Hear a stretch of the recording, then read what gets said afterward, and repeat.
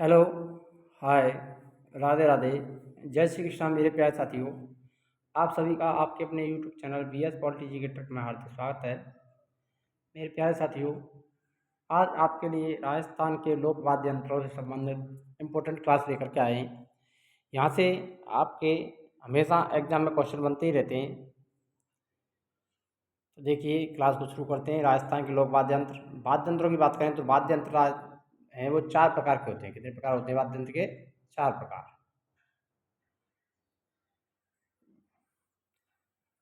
चार प्रकार के वाद्य यंत्र होते हैं। तो इनमें सबसे पहला आता है तत्वाद्य यंत्र, दूसरा अवनद वाद्य यंत्र, तीसरा सुसर वाद्य यंत्र और चौथा घनवाद्य यंत्र। तो ये चार प्रकार के वाद्य यंत्र हैं, इनको यहाँ पर पढ़ने वाले हैं।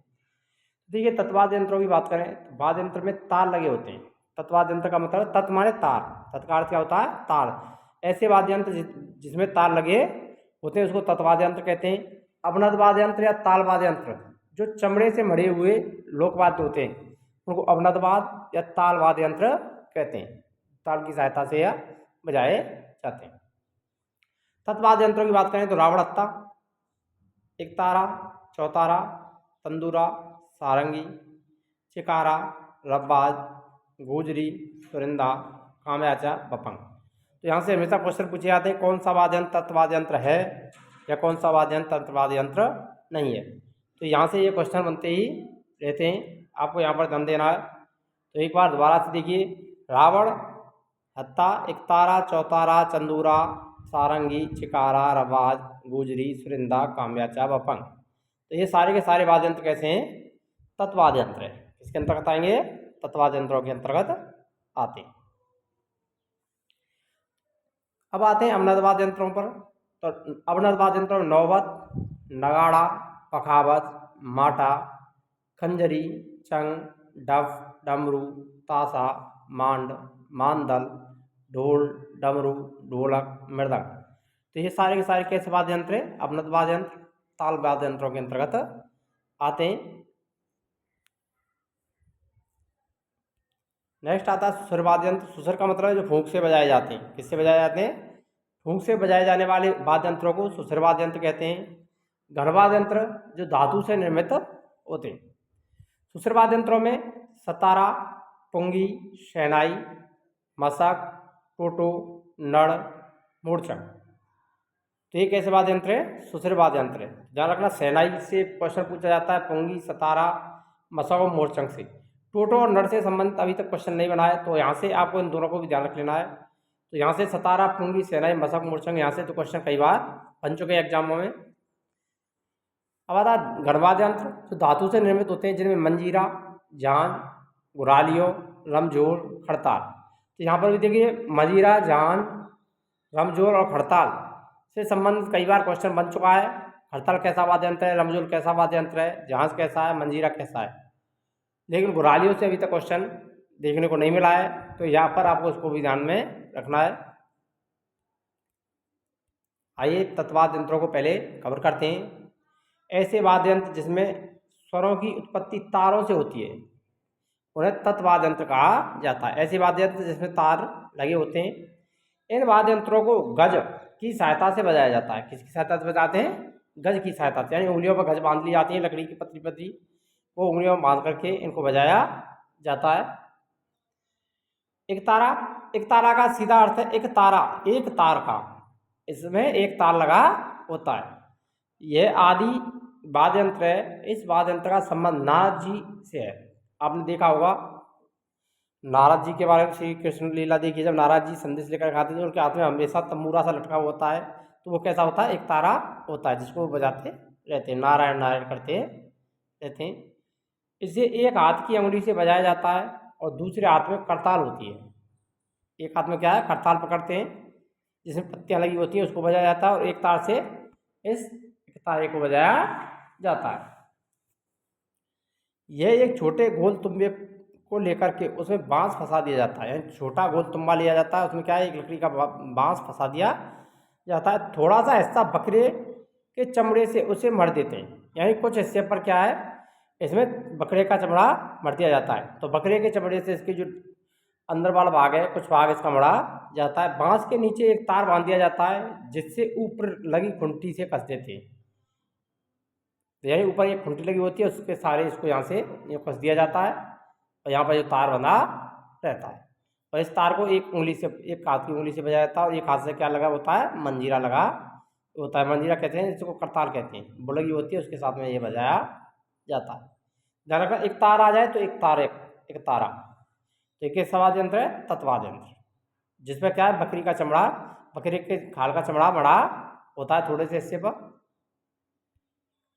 नेक्स्ट आती है सारंगी। सारंगी तो लगभग आप सभी ने देखी होगी। तो यहाँ पर देख सकते हैं, यह तत्वादों में सर्वश्रेष्ठ वाद्य यंत्र है। मोस्ट इंपोर्टेंट है, तत्वादों में सर्वश्रेष्ठ वाद्य यंत्र कौन सा है, तो आपको यह ध्यान रखना है। तो सर्वश्रेष्ठ वाद्य यंत्र है सारंगी। तत्वाद्य यंत्रों में सर्वश्रेष्ठ वाद्य यंत्र कौन सा है, सारंगी है। ये सागवान की लकड़ी से बना होता है।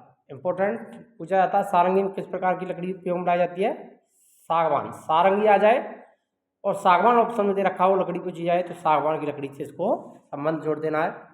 बादन गज से होता है, यानी ये भी गज के साथ में बजाया जाता है। इसके तार बकरे की आंत के बने होते हैं। तार किसके बने होते हैं, बकरे की आंत के बने होते हैं। तथा गज में घोड़े की पूंछ के बाल होते हैं। और गज में किसके बाल होते हैं, घोड़े की पूंछ के बाल। इसका सर्वाधिक उपयोग लंगा जाति करती है। डंटे पूछा जाता है, सारंगी का सर्वाधिक उपयोग किस जाति के लोग करते हैं, तो लंगा जाति के कलाकार करते हैं। लावड़ हत्था, यह नारियल के खोल पर बकरे का चमड़ा चढ़ा करके बनाया जाता है। जो नारियल होता है, खाली उसके खोल पर क्या है, चमड़ा बढ़ दिया जाता है, किसका, बकरे का। किसका बनाया जाता है, बकरे का चमड़ा चढ़ाया जाता है। इसमें 7-8 रुपये होती हैं। क्या होती हैं, 7-8 रुपये कह सकते हैं, या इसको खुंटियाँ कह सकते हैं। इसे दाएं हाथ से गज के द्वारा और बाएं हाथ की उंगली से बजाया जाता है। इसके गज में घुंघरू बंधे होते हैं, यानी इसकी जो गज होती है साथ साथ उसमें घुंघरू भी लटके रहते हैं। इसे मुख्य रूप से पाबूजी के भोपे, इंपॉर्टेंट है, कौन बजाते हैं, पाबूजी के भोपे बजाते हैं। रावण वाद्य यंत्र को बजाने वाले कौन है, पाबूजी के भोपे सर्वाधिक प्रयोग में लाते हैं। कामयाचा, यह सारंगी के समान ही होता है। कामयाचा एक ईरानी वाद्य यंत्र है। कैसा वाद्य यंत्र है, ये ईरानी वाद्य यंत्र है। इसमें मागड़ियार जाति के कलाकार बजाते हैं। इंपॉर्टेंट, कामयाचा किस जाति का मुख्य वाद्य यंत्र है, तो मागड़ियार जाति का लोक वाद्य यंत्र है। मागड़ियार जाति के जो लोग हैं वो कामयाचा का उपयोग करते हैं। तंदूरा, इसे निशान, बेड़ो, तंबूरा, चौतारा भी कहा जाता है। ध्यान रखना, इसके नाम है, निशान भी कहते हैं इसको, बेड़ो भी कहते हैं, तंबूरा भी कहा जाता है, चौतारा भी कहा जाता है। चौतारा इसीलिए कहते हैं क्योंकि इसमें 4 तार लगे होते हैं। इस पर 4 तार होते हैं। यह तानपुरे या सितार के समान होता है। किसके समान होता है, तानपुरे या सितार के समान होता है। इसे बाएं हाथ में पकड़कर दाएं हाथ से बजाया जाता है। बजाते समय उंगलियों में मिजरा पहना जाता है, ये ध्यान देना है आपको यहाँ पर। यही जब इसको बजाते हैं तंदूरे को तो उंगलियों में क्या पहना जाता है, मिजरा पहना जाता है, तब तंबूरा बजाया जाता है। जंतर, यह बीड़ा के समान होता है। इसमें 5 या 6 तार लगे होते हैं। इसे गले में पहनकर खड़े खड़े बजाया जाता है, यानी इसको गले में पहना जाता है और खड़े खड़े इसको बजाया जाता है। इसे गुर्जर जाति के भोपे देवनारायण जी की फड़ बाँधते समय सर्वाधिक उपयोग लेते हैं। मोस्ट इंपोर्टेंट है। जंतर वाद्य यंत्र का प्रयोग कौन सी जाति करती है, गुर्जर जाति। और किसके भोपे होते हैं, वो देवनारायण जी के भोपे। जब देवनारायण जी की फड़ को बांधते हैं तब इसका प्रयोग सर्वाधिक किया जाता है। भपंग, ये डमरू की आकृति के समान होता है, यानी उससे मिलता जुलता होता है। यह तुम्बे से बना होता है। अलवर जिले में जोगी जाति के लोग इसे अधिक बजाते हैं। कौन बजाते हैं, जोगी जाति के लोग बजाते हैं। प्रमुख वादक जौहर खान मेवाती और उमर फारूक, मोस्ट इंपोर्टेंट है, यहाँ से क्वेश्चन पूछे जाते हैं। प्रमुख भपंग वादक कलाकार कौन से हैं, जौहर खान मेवाती और उमर फारूक। रवाज, यह कामयाची के समान होता है। अंगुलियों के नाखूनों से बजाया जाता है, यही इसमें क्या है, नाखून चलाए जाते हैं, उंगलियों के नाखूनों से बजता है। गज काम में इसमें नहीं लेते। ये गज का प्रयोग इसमें नहीं किया जाता, उंगलियों के नाखूनों का प्रयोग किया जाता है। इसमें 8 तुरुप में या 12 तार होते हैं। 8 तुरुप तथा क्या होते हैं, 12 तार लगे होते हैं। रवाज के बाद आता है रब्बाब। इसमें 4 तार होते हैं और ये मेव क्षेत्र के भाटों का प्रमुख वाद्य यंत्र है। किसका वाद्य यंत्र है, भाट।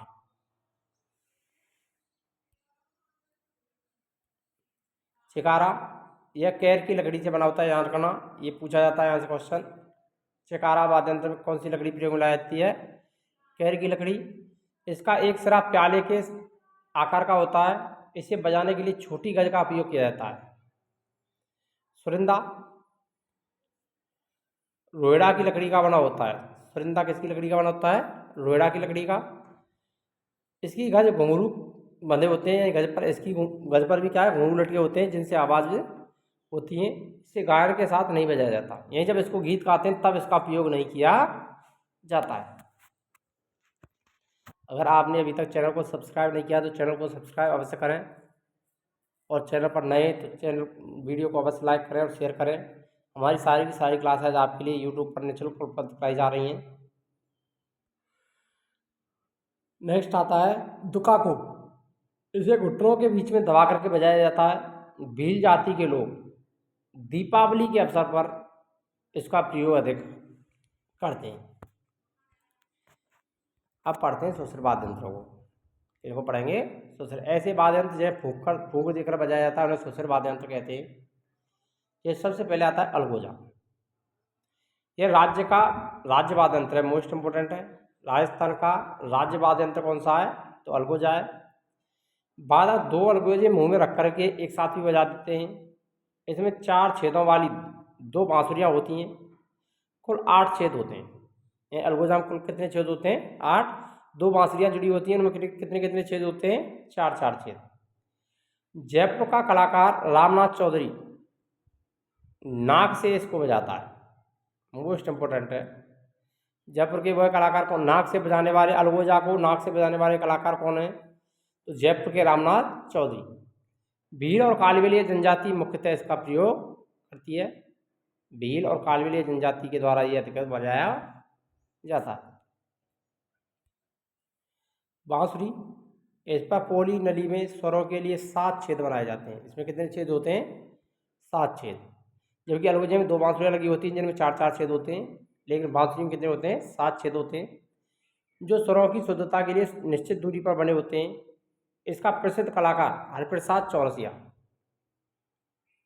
कौन है, मोस्ट इंपोर्टेंट है। हरिप्रसाद चौरसिया बांसुरी के प्रमुख कलाकार हैं। यह भगवान कृष्ण का प्रिय वाद्य यंत्र था। पुंगी, यह छोटी लौकी के तुम्बे की बनी होती है। आपने देखा होगा जिसको कहते हैं बीन, क्या बोलते हैं इसको, बीन भी बोलते हैं, जो सपेरे बजाते हैं। तुम्बे के निचले हिस्से में छेद कर 2 नलियां लगा दी जाती हैं जिनमें स्वरों के छेद होते हैं।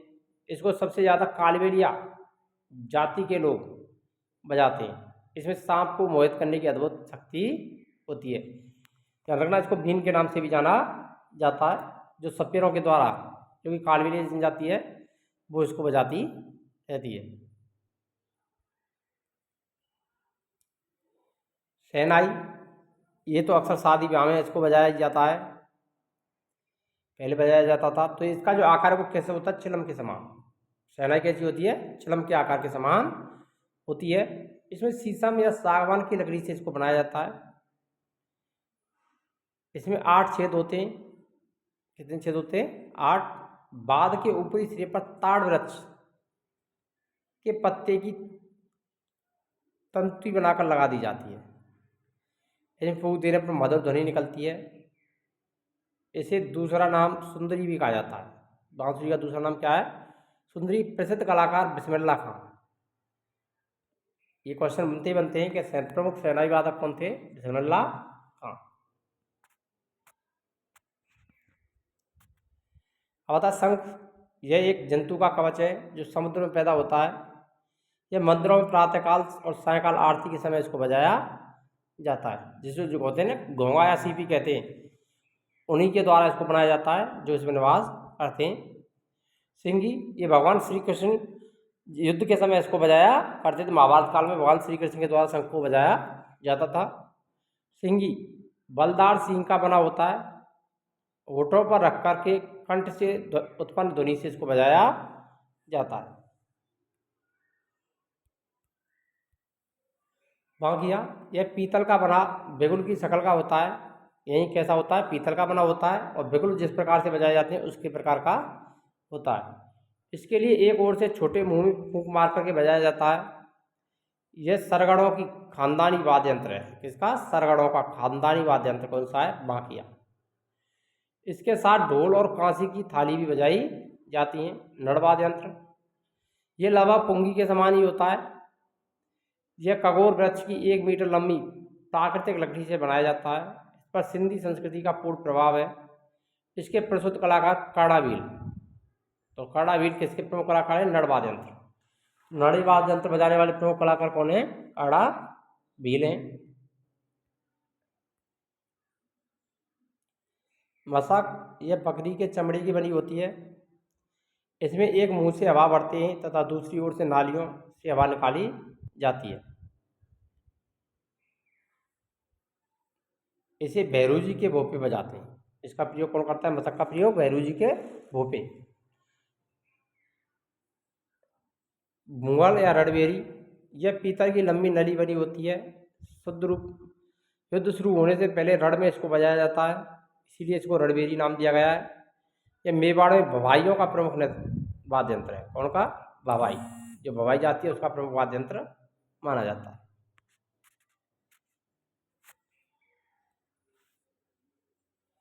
सतारा इसमें 2 बांसुरियाँ होती हैं, उनमें एक साथ फूंक मार करके इसको बजाया जाता है। जैसलमेर और बाड़मेर में गडरिये, मेघवाल और मुस्लिम इसका प्रयोग अधिक करते हैं, यानी उनके द्वारा इसको बजाया जाता है। नागफड़ी नाग के समान होती है। ये पीतल की सर्पराकार नली होती है, जिसके पीछे हिस्से में एक छेद होता है, जिसे नागफड़ी कहते हैं। देख सकते हैं आप, नाग के समान होती है। मोरचंग सुसर वाद्य यंत्र। मोरचंग लोहे का बना वाद्य यंत्र है। ध्यान रखना, ऐसा वाद्य यंत्र जो लोहे से बना होता है तो वो कौन सा है? मोरचंग। मोरचंग किसका बना होता है? लोहे का। इसे होठों के बीच में रख करके बजाया जाता है।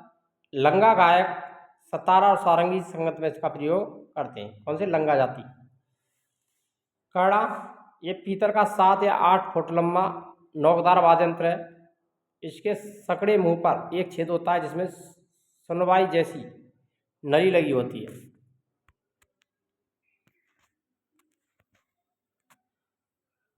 तुरही यह पीतल की बनी होती है, जिसका एक मुंह छोटा और आकृति नोकदार और दूसरा मुंह चौड़ा होता है।